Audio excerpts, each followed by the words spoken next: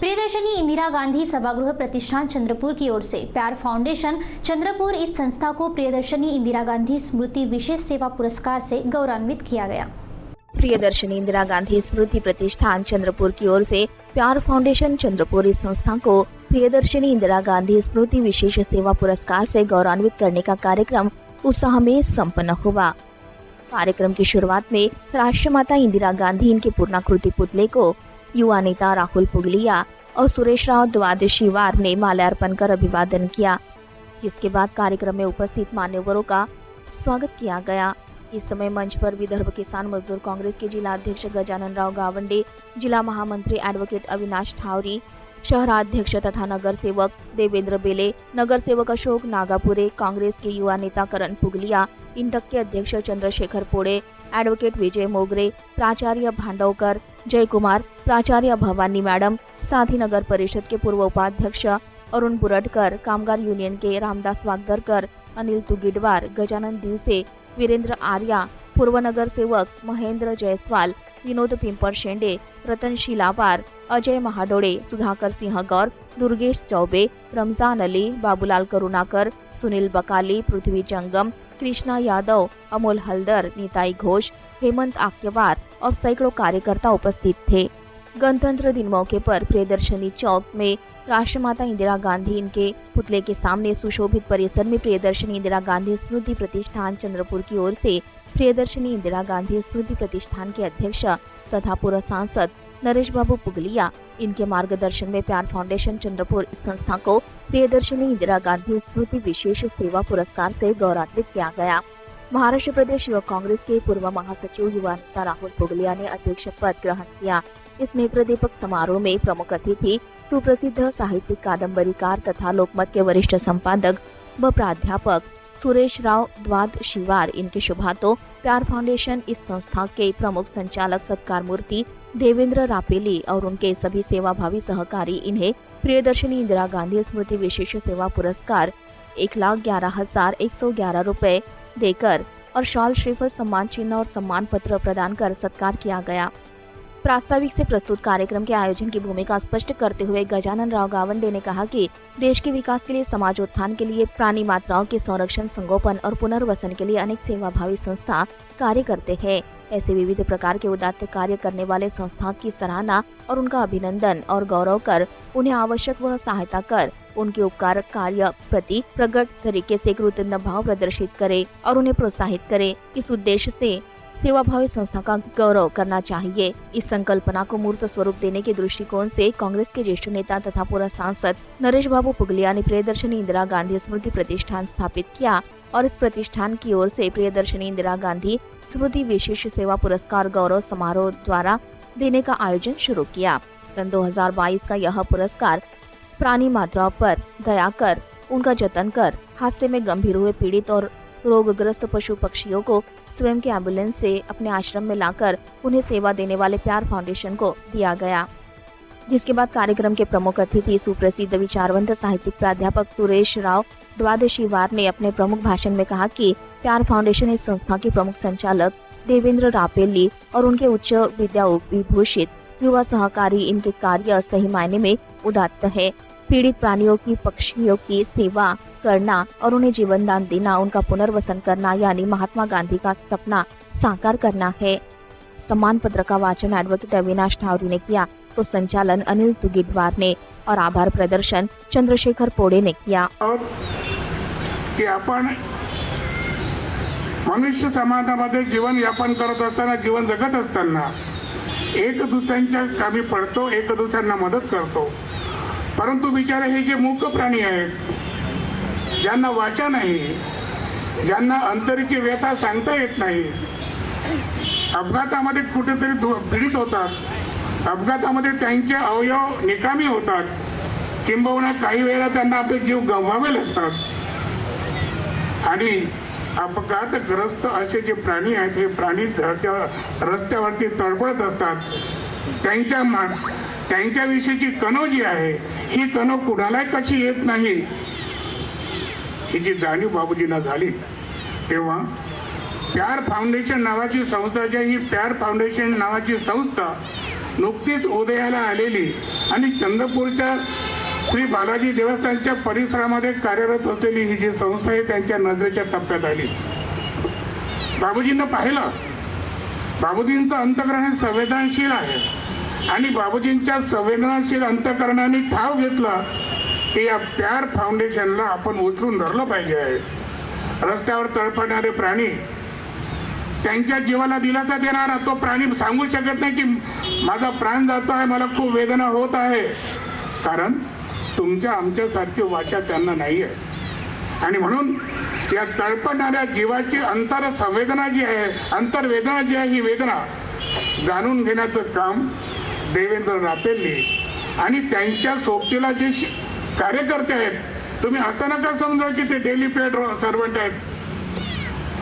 देवेंद्र रापेल्ली यांच्या सोबत कार्य करणारी जी टीम आहे हे इंजिनियर शिकत असलेले उच्च विद्याविभूषित आहे, किंबहुना उच्च विद्या विभूषित होऊन भरारी घेण्याची आकांक्षा बाळगणारे युवक आहेत. या युवकांना सोबतीला घेऊन देवेंद्र रापेल्ली हे प्यार फाउंडेशन चालवत आहेत. आणि या प्यार फाउंडेशनचं एकमेव उद्दिष्ट या पीडित अपघातग्रस्त या प्राण्यांची सेवा करणे, त्यांचं पुनर्वसन करणे.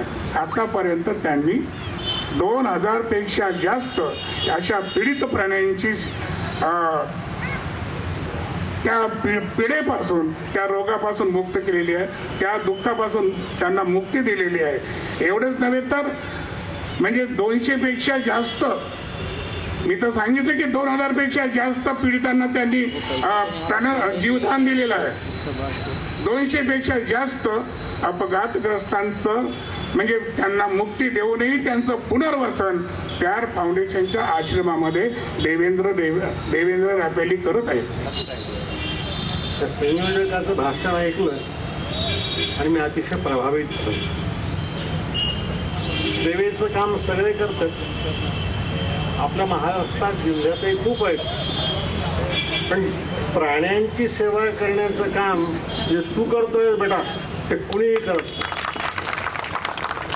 गांधीजी म्हणाले होते अंत्योदय, शेवटच्या माणसाची सेवा करा. तू तर शेवटच्या जनावरांची सेवा करतोय. तुझं काम हे सगळ्यांना मार्गदर्शक करावं. एक गोष्ट मला सांगितली पाहिजे, हे जे मुके प्राणी आहेत यांचे डोळे बोलतात, ते बोलत नाही, त्यांचे डोळे बोलतात. ते वाचता आले पाहिजे. मला तर नेहमी एक गोष्ट वाटत आली, कारण मी प्रकाश आमच्यासोबत राहिलो आहे अनेकदा त्याच्या जनावरांमध्ये. एक गोष्ट मी तुम्हाला सांगतो, ज्याला प्राण्यांशी बोलता येते तो परमेश्वराशीही बोलू शकतो.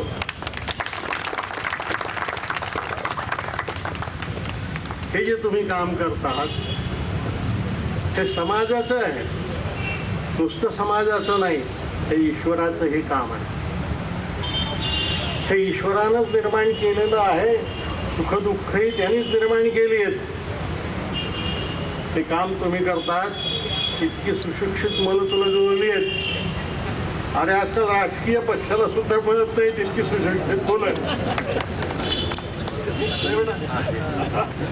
तर इतके चांगले तरुण कार्यकर्ते मुलं तुमच्याशी जुळले आहेत आणि अशा कामात जुळले आहेत की जे साऱ्यांच्या दुर्लक्षाचे विषय होतात त्यांना तुम्ही लक्ष बनवलं. यापेक्षा आणखी मोठी गोष्ट दुसरी कोणतीही नाही. मी असं मानत आलो, मी परमेश्वरावर विश्वास ठेवणारा माणूस नाही. मी परमेश्वरावर विश्वास ठेवणारा माणूस नाही, पण प्राणी मात्रांची आणि गरीब माणसांची जे सेवा करतात त्यांच्यातच मी ईश्वर पाहतो. देवेंद्र ओदल रापेल्ली, प्यार फाउंडेशन मैं चलाता हूँ. ऐसा सिर्फ सबको पता है, लेकिन प्यार फाउंडेशन हम सब चलाते हैं. आप, मैं और सभी आप महावनों के कारण ये प्यार फाउंडेशन चलता है. तो एक्चुअली कल जब मुझे बोले थे कि मुझे कुछ बोलना है तो हम लोग ने कुछ 4-5 पेजेस लिख दिए थे कि ये बोलना है करके, लेकिन है कि वो दिल से निकलता है मेरे। तो प्यार फाउंडेशन के बारे में बताने के पहले मैं कुछ चीज़ें आपको बताना चाहूँगा कि जो संस्था शुरू हुई है 3 साल पहले 18 अक्टूबर 2018 को शुरू हुई, जो कि 1 जनवरी 2019 को बिल्कुल रजिस्टर होकर हमारे हाथ में आई थी। तब तक मुझे कुछ पता नहीं था, और ऐसा भी समय आया कि जब हम लोग मतलब कोई हमें कुछ डोनेशन देते तो हम लोग रिसिप्ट भी नहीं बनाते। तो वहाँ से करण भैया ने मुझे बताया था कि रिसिप्ट बनाना पड़ता है। ऐसे ऐसे मुझे एक साथ देते देते सब लोगों ने ये प्यार फाउंडेशन को खड़ा किया है। और बात ऐसी है कि हम लोग उन जानवरों के लिए काम करते हैं या उन प्राणियों के लिए काम करते हैं, जैसे हर एक चीज़ों के लिए एक संस्था है, लेकिन हम जिनके लिए काम करते हैं वो सबसे नीच वर्ग के भी से भी नीच वर्ग के, जिनका कोई नहीं है, रास्ते पे हो या कहीं पर भी हो, भूखे प्यासे, एक वक्त का भी रोटी मिलना जिनके लिए मुश्किल होता है, उन प्राणियों के लिए हम लोग काम करते हैं, वो भी निस्वार्थ, दिन रात, चाहे धूप हो या बारिश हो। हम लोग हमेशा पशु रक्षणाय सदैव तत्पर का जो मोटो लेके रखे हैं, हम लोग उस पर काम करते हैं। तो ऐसा हुआ था कि हमारे पास वैसे भी शेल्टर जो है प्यार फाउंडेशन का, बालाजी का मंदिर है दातारा रोड पे, उसके जस्ट बाजू में बालाजी का एक मंदिर है जो बाबूजी ने बनाया है, और उसके बाजू में एक प्यार फाउंडेशन है जिसे भी बाबूजी ही निहार रहे हैं अभी फिलहाल। तो ऐसे 2 मंदिर आसपास में है, एक जो इंसानों की रक्षा के लिए, इंसानों को मजबूत करने के लिए बना है, और दूसरी जो मंदिर है वो इन पशुओं को बचाने के लिए, इन पशुओं की रक्षा करने के लिए बनी है। मैं आपसे गुजारिश करूंगा कि एक बार ज़रूर वहां आए। वहां पे अब फिलहाल 300 तक जानवर हैं, जो कि गाय, बैल, बकरी, आप देख रहे होंगे कि हर एक प्रकार के जानवर वहां पर हैं।